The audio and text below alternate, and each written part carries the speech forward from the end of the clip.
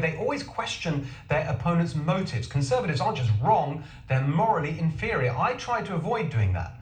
But when you look at the sheer stupidity of the lockdowns now being imposed, driving people indoors, actually causing the virus to surge, you can only assume that Democrat lockdown leaders like Cuomo and Newsom are deliberately killing small businesses and that they've become addicted to control, even if it means killing people. The lockdowns aren't just the biggest public policy mistake in history.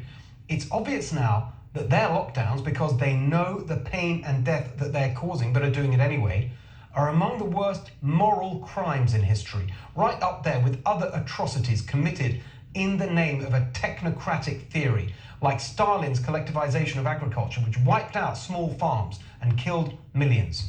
Good, decent Americans have righteousness on their side when they fight back. And one of them joins us now, San Diego supervisor Jim Desmond. Jim, great to see you. You've really been leading the fight against these ridiculous lockdowns. I wanted to talk to you because this week in San Diego, I thought there's a really interesting court ruling that I think could be highly significant. It started with, I think, a pair of strip clubs, but it then went much broader. Tell us about it. Well, it's a wacky world out here in California, but yes, 2 strip clubs had sued and actually got a temporary restraining order from the county and the state to be open.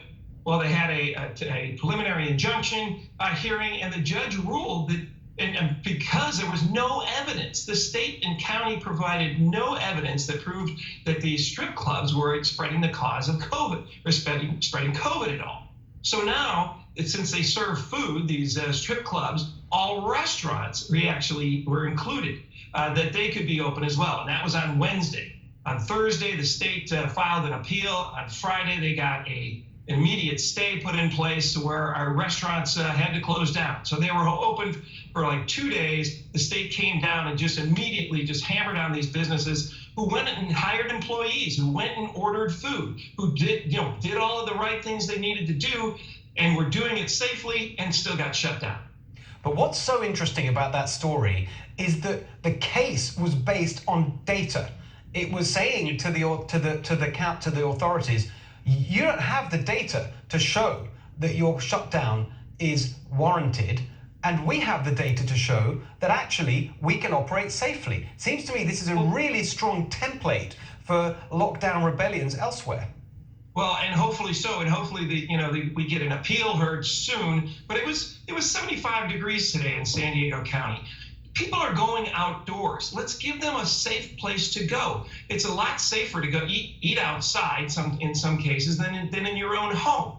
And people are going out anyway, primarily because Gavin Newsom has lost the faith and trust of the citizens of California when he went out to a dinner that cost more than somebody's paycheck for a week. When he does things like that in this lockdown, he's tried that, and our numbers have kept going up. All of our businesses were closed, and our numbers are escalating. So the lockdown is not working. People aren't following it because they've lost the faith in the governor, and many businesses are joining the Recall Gavin push that's out there. And a lot of them, are Democratic businesses, vegan restaurants and things like that, who probably have never, voted for a Republican. They're on board in this recall for Gavin Newsom.